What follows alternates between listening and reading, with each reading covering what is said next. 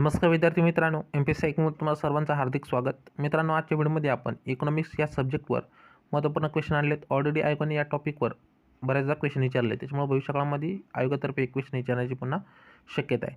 Okay, जो पहिला question असणार मित्रांनो तो आहे ट्रेडच्या संबंधित. ट्रेडला मराठीमध्ये व्यापार म्हणलं जातं. Balance of trade, balance of payment ऐकून असताना BOT BOP म्हणलं जातं. तर हा जो क्वेश्चन असणार BOP संदर्भात आहे. इथे विचारलं की आपल्याला खालीलपैकी काय बॅलन्स ऑफ पेमेंटच्या भांडवली खात्याचा भाग आहे, म्हणजे BOPच्या भांडवली खात्याचा काय भाग आहे आपल्याला विचारलं. याच्यामध्ये पर्यायामध्ये प्रत्यक्ष विदेशी निवेश विचारलं आहे. दुसरं विदेशी संस्थाकडून निवेश FII म्हणलं जातं, फॉरेन इन्स्टिट्यूट इन्व्हेस्टमेंट. तिसरं म्हणजे अनिवासी भारतीय NRIद्वारा जमा. तर खाली दिलेल्या पर्यायामधून योग्य पर्याय ओळखा सांगितलं आपल्याला. या ठिकाणी काय विचारलं, जे पर्याय दिलेत त्यापैकी योग्य पर्याय निवडायला सांगितले आणि कशाच्या संदर्भात, बॅलन्स ऑफ पेमेंटच्या संदर्भात. ओके, क्वेश्चन तर समजला. तर मित्रांनो, जर क्वेश्चन वाचला तर याचं जे राईट आन्सर निघतं ते निघतं 1, 2, 3. या ठिकाणीच तुम्हाला आन्सर पाहायला भेटेल. हे जे आन्सर दिले यासाठी दिले मित्रांनो, तुम्हाला जे क्वेश्चन आहे त्याचं डायरेक्ट तुम्हाला खाली आन्सर पाहायला भेटेल आणि जे डिस्क्रिप्टिव्ह माहिती ती सुद्धा खाली डायरेक्ट पाहायला भेटेल. बऱ्याच विद्यार्थ्यांची कमेंट बॉक्समध्ये सर त्याचे जे आपण एक सिरीज बनवली होती, जे आन्सर हिस्ट्री, त्या ठिकाणी अशी सिरीज वापरली होती आपण. क्वेश्चन होता खाली डिस्क्रिप्शनमध्ये माहिती दिली होती किंवा डिस्क्रिप्टिव्ह माहिती दिली होती. तर ते विद्यार्थी म्हणले होते की सर अशाच टाईपचे क्वेश्चन बरं, म्हणून आपण ह्या टाईपचे क्वेश्चन आणतोय. ओके, तर समजून घ्या. भांडवली खाते भांडवलीचा प्रवाह आहे किंवा भांडवलाचा प्रवाह आहे. त्याच्यामध्ये कर्ज, इक्विलिटी, लघु व दीर्घ कालावधी याच्यामध्ये वर्गीकरण केले जाते. त्यानंतर दुसरं म्हणजे भांडवली खात्यामध्ये मुख्य म्हणजे विदेशी निवेश येतं, फॉरेन इन्व्हेस्टमेंट म्हणलं जातं, FDI म्हणलं जातं. कर्ज आहे, नंतर बँकिंगचे भांडवली समाविष्ट, याला आपण पोर्टफोलिओ इन्व्हेस्टमेंटसुद्धा म्हणतो. त्यानंतर प्रत्यक्ष विदेशी निवेश FDI तुम्ही शब्द ऐकून असाल, व विदेशी संस्थाकडून निवेश फॉरेन इन्व्हेस्टमेंट म्हणलं जातं, फॉरेन इन्स्टिट्यूट इन्व्हेस्टमेंट म्हणलं जातं, किंवा अमेरिकी रिसिप्ट, ग्लोबल डिपॉझिट रिसिप्ट हे त्याचे प्रकार आहेत.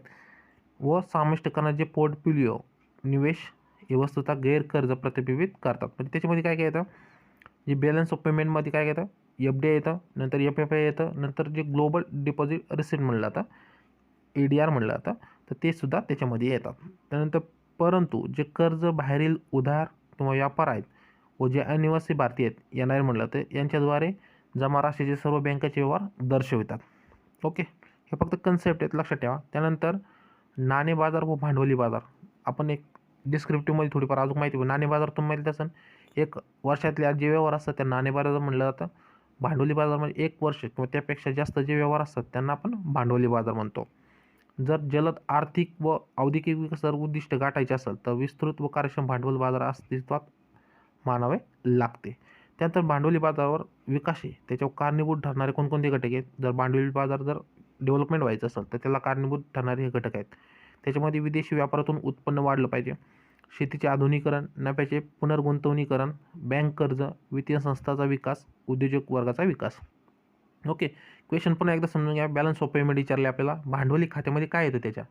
ओके, BOTमध्ये काय येतं आणि BOPमध्ये काय येतं. इथं विचारलं BOPचं. BOPमध्ये FDI येतं, त्यानंतर FII त्याला विदेशी संस्था निवेश म्हणलं जातं, त्यानंतर NRIद्वारा जमापाशी, हे तिन्ही पण त्याच्यामध्ये येतं. जे आन्सर आहे ते D. ओके, त्यानंतर दुसरा क्वेश्चन आहे ईज ऑफ डुईंग बिझनेस संदर्भात आहे.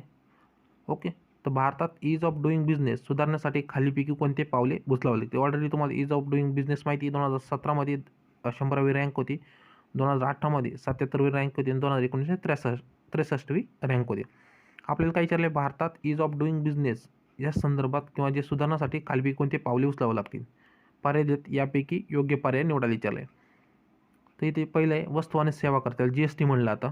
जर ईज ऑफ डुईंग बिझनेससाठी म्हणतो ना, सुधारण्यासाठी कोणकोणते आपले पावले उचलावे लागतील किंवा काय करावं लागेल असं विचारलं. त्याच्यामध्ये GST एक. दुसरं श्रमनीतीमध्ये सुधार. तिसरं एकल खिडकी मंजुरी व त्यामध्ये प्रभावशाली सुधार. खाली दिलेल्या पर्यायामधून योग्य पर्याय निवडा. तर याचं आन्सर आहे D, 1, 2, 3. ओके, आन्सर पण खाली दिलेलं आहे. तो उपाय बघा, याच्यामध्ये भारतात प्रक्रिया सरळ व पारदर्शक लागू करणे. जे नवीन गव्हर्नमेंट आले त्यांनी GSTमध्ये सुधारणा करून किंवा GST हा प्रकार आणला आहे. ईज ऑफ डुईंग बिझनेससाठी सुधारण्यासाठी एक महत्त्वपूर्ण पाऊल मानलं जातं. त्यानंतर औद्योगिक संकलनाचा चालना देणे व जास्तीत जास्त प्रोत्साहन देणे. त्यानंतर बाजारातील किमती आधारित मूल्य निर्धारण प्रक्रिया अवलंबणे. त्यानंतर GST लागू करणे महत्त्वाचे. करमध्ये कमी आणणे, इनडायरेक्ट टॅक्स आणि कॉर्पोरेट टॅक्स म्हणलं जातं. कर संबंधित जे विवाद आहेत ते लवकर समयबद्ध समाधान आणणे. त्याच्यामध्ये तुम्हाला समजलं असेल जी ईज ऑफ डुईंग बिझनेस आहे हे काय दर्शवतं हे महत्त्वपूर्ण समजून घ्यावं लागेल तुम्हाला आधी. जे भारतातील व्यापार कोणत्या परिस्थितीत आहे किंवा भारतात हवामान कसं आहे व्यापारासाठी या संदर्भात इज ऑफ डुईंग बिझनेस काय करतं, एक इंडेक्स काढत असतं आणि त्याद्वारे रँकिंग सांगितलं जाते किंवा हे कंट्री तुमच्यासाठी सुटेबल मानली जातात. त्यामध्ये भारतात 2017मध्ये 100वी रँक होती, 2018मध्ये 77वी, 2019मध्ये 63वी रँक होती. ह्या ठिकाणी तुम्हाला पाहायला भेटेल. 2014 142, 2015 130, ओके. नंतर 2019मध्ये 63वी रँक होते. आता जर विचारलं इज ऑफ डुईंग बिझनेससाठी खाली पर्यायामध्ये जर हे गोष्टी आले, GST, श्रमनीतीमध्ये सुधार, एकल खिडकी मंजुरी व त्यामध्ये प्रभावशाली सुधार, ओके. तर हे तिन्ही बरोबर असणार आहे. मित्रांनो, आजच्या व्हिडिओमध्ये आपण 2च क्वेश्चन घेतलेत.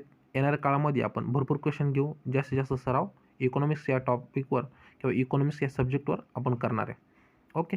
यानंतर आपण काय करू, एक एक सब्जेक्टनुसार क्वेश्चन सिरीज आणू आणि त्याबाबत जे स्पष्टीकरण असणार आहे ते आपण आपल्या व्हिडिओमध्ये अपलोड करू. तर मित्रांनो, तुम्हाला आजचा व्हिडिओ कसा वाटला कमेंट करून सांगा. जर व्हिडिओ आवडला तर व्हिडिओ लाईक करा, चॅनलला सबस्क्राईब केलं असेल तर नक्की सबस्क्राईब करा, ओके. भेटून व्हिडिओमध्ये. तोपर्यंत सर्वांना जय हिंद, जय महाराष्ट्र.